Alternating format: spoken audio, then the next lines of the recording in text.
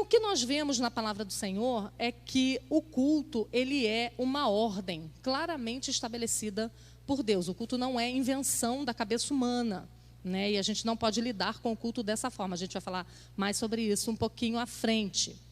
Abre comigo aí, eu queria que vocês estivessem com a Bíblia aberta para a gente dar uma passeada.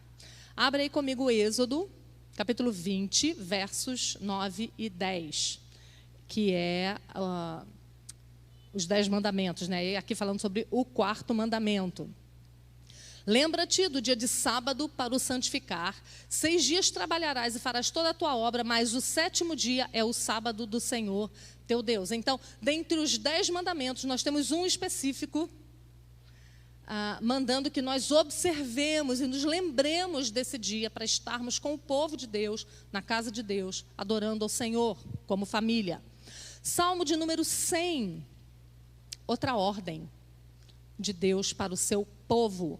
Celebrai com júbilo ao Senhor todas as terras, servi ao Senhor com alegria, apresentai-vos diante dele com cânticos, sabei que o Senhor é Deus, foi ele quem nos fez e dele somos o seu povo e rebanho do seu pastoreio.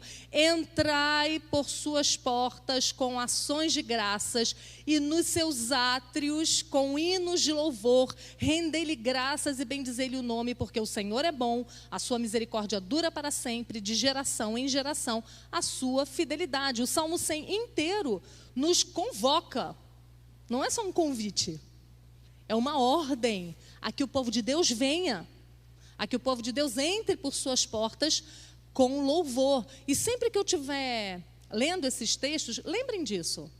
Será que o seu filho não é povo de Deus? Será que o seu filho não foi inserido no povo de Deus? Fica sempre pensando nisso, a gente vai falar um pouquinho mais sobre isso à frente. Matthew Henry, comentando esse texto, diz assim: em todos os atos da adoração religiosa, quer em segredo, quer em nossa família, vamos à presença de Deus e o servimos. Mas é especialmente na adoração pública que entramos pelas portas dele e em seus átrios. É na adoração pública, corporativa. E quando ele fala, né, apresentai-vos diante de mim, Matthew Henry diz assim: devemos apresentar-nos a ele com canto, devemos considerar um favor sermos admitidos no serviço dele e agradecer-lhe por termos ordenanças instituídas e contínua oportunidade de servir a Deus nessas ordenanças. Olha que coisa incrível. O próprio Deus, o Deus de toda a terra, dentre os 10 mandamentos que ele tem para dar ao seu povo, um deles é: chegue-se a mim. Não é incrível? Ele manda a gente chegar perto dele. Se você pensar na imagem de um rei, né? Quando alguém vai entrar à presença do rei sem ser chamado, ele precisa esperar que o rei estenda o cetro e diga: pode entrar. E se o rei não estende o cetro, ele é morto, né? Porque ele entrou sem ser chamado. Agora veja, o rei dos reis, ele ordena que o seu povo se chegue a ele, um dia em 7. Então, isso que ele diz aqui, Matthew Henry diz aqui, né? Nós temos as nossas devoções particulares, as nossas devoções familiares, mas a devoção pública é especial. Ela é especial, né?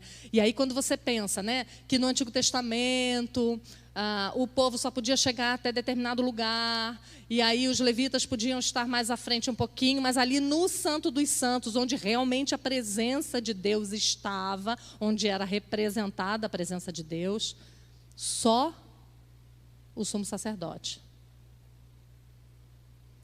Depois que Cristo veio, o véu foi rasgado. E nós podemos, diz o texto, né, com ousadia, entrar na presença dele. Quem não queria isso para os seus próprios filhos? Por que os nossos filhos estariam alijados de tamanha graça de estar na presença de Deus? Salmo 43, verso 4, diz assim: Envia a tua luz e a tua verdade para que me guie e me leve ao teu santo monte e aos teus tabernáculos. Então irei ao altar de Deus que é a minha grande alegria. Ao som da harpa eu te louvarei, ó Deus, Deus meu. Salmo 134, que é uma convocação ao culto noturno, ao culto vespertino, como diz lá o títulozinho da Sociedade Bíblica do Brasil. Diz assim, Salmo 134. Bendizei ao Senhor, vós todos, servos do Senhor, que assistis na casa do Senhor nas horas da noite. Erguei as mãos para o santuário e bendizei ao Senhor. E olha que coisa linda que ele fala no final. De Sião te abençoe o Senhor, Criador do céu e da terra. Sião aí representa a morada de Deus, né? Então, estando em adoração ao Senhor, de Sião, o Senhor abençoa o seu povo. E no Salmo 122, que todo mundo conhece tão bem, né? Salmo 122, de 1 a 5, diz assim: alegrei-me quando me disseram, vamos à casa do Senhor. Pararam os nossos pés junto às tuas portas, ó Jerusalém. Jerusalém que estás construída como cidade compacta, para onde sobem as tribos do Senhor, como convém a Israel. Está falando do povo subindo em adoração. Subir em adoração a Deus convém a Israel. É para ser assim. Para renderem graças ao nome do Senhor. Lá estão os tronos de justiça, os tronos da casa de Davi. Esse texto descreve o prazer que Davi tinha de se aproximar de Deus nas ordenanças públicas, né? No culto. Matthew Henry diz assim: é a vontade de Deus que o adoremos em conjunto, que muitos se juntem a fim de servi-lo em ordenanças públicas. Devemos adorar a Deus em nossa casa, mas isso não é suficiente.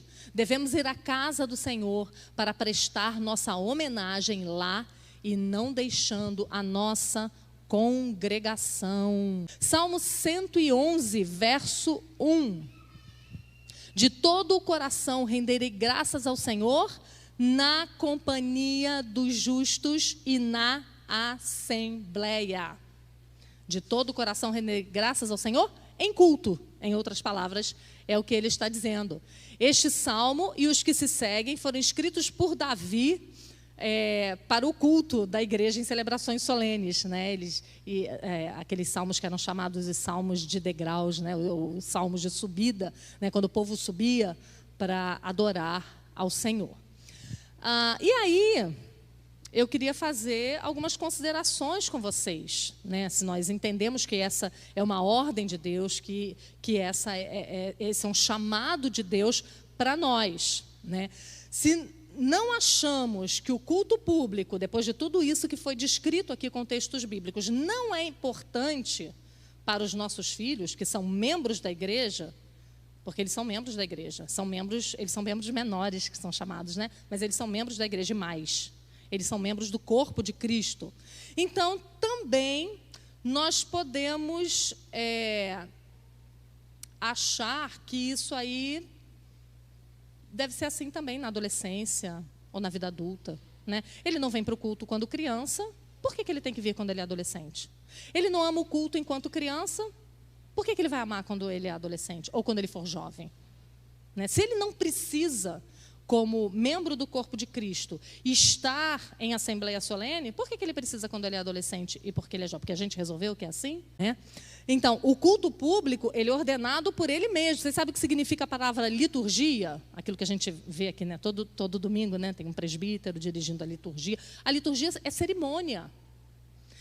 Isso não sai da cabeça, gente, do pastor da igreja. Isso é retirado da palavra de Deus. Por isso que eu comecei a dizer a vocês para estudarem sobre teologia do culto e sobre o princípio regulador do culto, né? Não é como aquela igreja pensa, não é porque ele acha que é melhor, ou ele acha que é mais proveitoso, ou porque ele já fez, ele viu que deu certo, e agora ele recomenda fazer também. Não é por isso que o povo de Deus todo tem que estar junto, cultuando a Deus, né? É porque o culto é uma cerimônia ordenada pelo próprio Deus, onde quem está presente é o seu povo. O culto é uma cerimônia ordenada por Deus, onde quem está presente é o seu povo. Então, se nós dizemos aos nossos filhos, sai por motivos muito legais, a gente está dizendo que ele não faz parte da única reunião onde Deus chancela dizendo: quem está aqui faz parte do meu corpo, que é o culto. Então, a gente precisa entender que os nossos filhos são irmãos em Cristo e que os nossos filhos fazem parte do corpo de Cristo. João Calvino diz assim: os crentes não têm maior auxílio do que o culto público, pois por meio dele Deus faz crescer pouco a pouco o seu próprio povo.